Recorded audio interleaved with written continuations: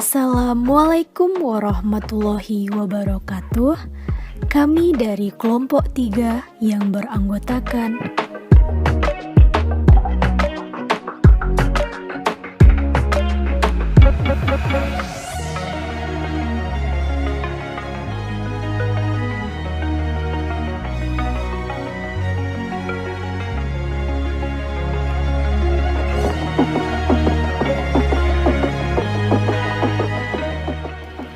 kami akan menjelaskan mengenai alat laboratorium listrik.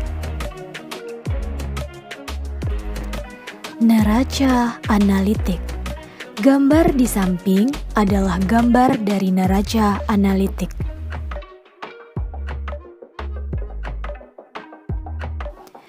Neraca analitik atau yang sering disebut timbangan analitik merupakan sebuah alat laboratorium yang digunakan untuk mengukur massa suatu zat, terutama yang berukuran kecil hingga rentang submiligram, baik zat berbentuk padat maupun cair.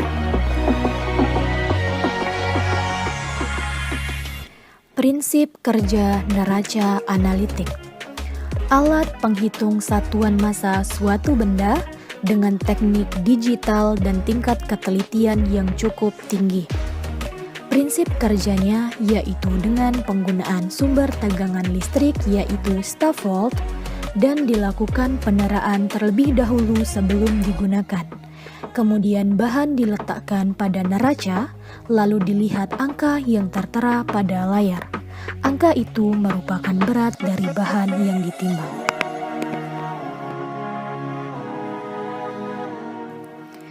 Fungsi neraca analitik.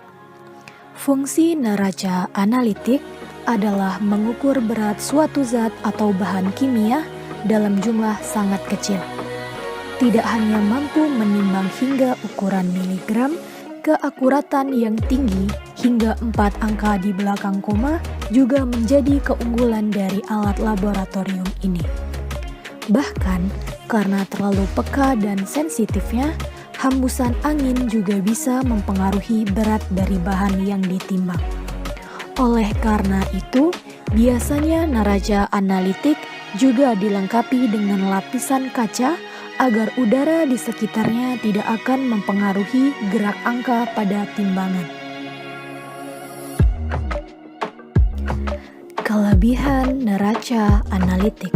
Yang pertama, neraca analitik memiliki tingkat ketelitian yang cukup tinggi dan dapat menimbang zat atau benda sampai batas 0,0001 gram atau setara dengan 0,1 miligram.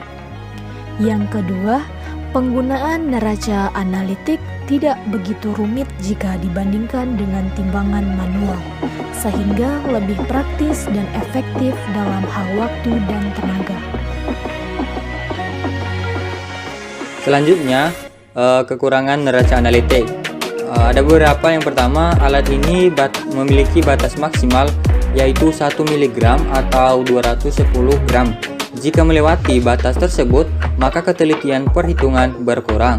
Yang kedua, tidak dapat menggunakan sumber tegangan listrik yang lebih besar, sehingga harus menggunakan staf volt. Jika tidak, maka benang di bawah pen akan putus. Yang ketiga, harganya yang mahal. Selanjutnya, cara kerja neraca analitik. Yang pertama itu disiapkan timbangan analitik. Kedua, dibersihkan ruang dalam neraca analitik. Ketiga, ditancapkan stop kontak pada staf volt. Keempat, ditekan tombol on, kemudian tunggu hingga muncul angka 0,000 gram. Kelima, dimasukkan alas bahan. Keenam, ditutup kaca neraca analitik. Ketujuh, ditekan tombol 0 supaya perhitungan lebih aktif.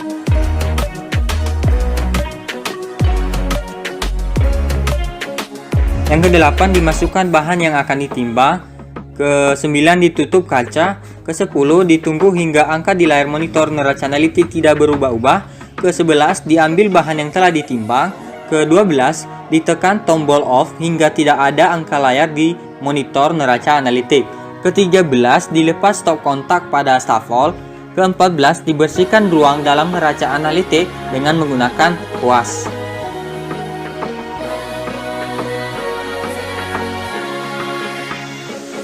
Alat laboratorium listrik yang kedua adalah lemari asam atau disebut juga fume hood.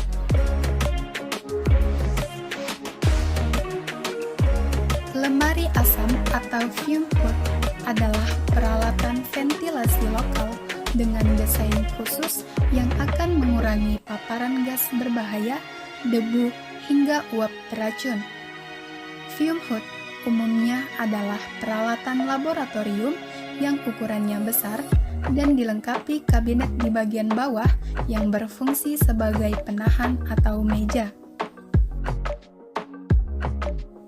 Jenis-jenis lemari asam atau fume hood. Jenis lemari asam terbagi dua. Yang pertama ada fume hood ducting dan yang kedua ada fume hood ductless. Prinsip kerja lemari asam atau fume hood.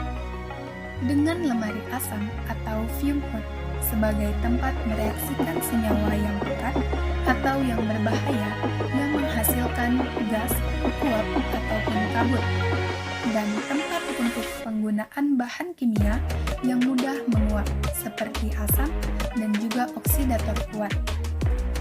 Lemari asam atau fume hood menyedot semua gas-gas yang terbentuk dari senyawa kimia atau gas yang mudah menguap menggunakan motor blower dan dibuang di udara bebas. Bagian-bagian alat lemari asam atau fume hood. Bagian yang pertama ada tombol kontrol utama SO fume hood. Di bagian tombol utama ini ada dua bagian. Yang pertama ada fan switch, yaitu tombol untuk mengaktifkan atau menghentikan kerja blower. Yang kedua ada lamp switch, yaitu tombol untuk mengaktifkan atau menghentikan kerja lampu pijar. Bagian-bagian dari lemari asam. Yang pertama, main LCD yang berfungsi untuk display kecepatan, kondisi, pesan operasional, dan isyarat alarm. Yang kedua, menu switch yang berfungsi untuk keluar masuk pilihan menu, kembali dari level sebelumnya dari pilihan menu, kembali dari display data diagnostik. Yang ketiga, set switch yang berfungsi untuk memilih menu utama, sub-menu yang sedang ditampilkan pada LCD. Lanjut ke langkah berikutnya atau urutan dalam salah satu pilihan menu. Mengakses data diagnostik lemari asam. Bagian-bagian dari set switch yaitu 1.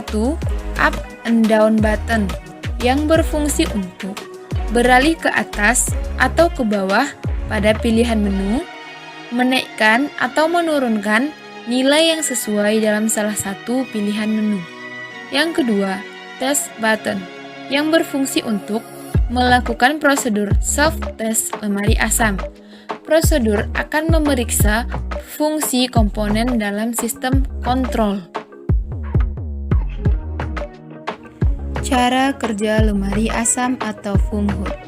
Yang pertama, tekan tombol on, lamp switch, dan pan switch pada tombol kontrol utama on-off.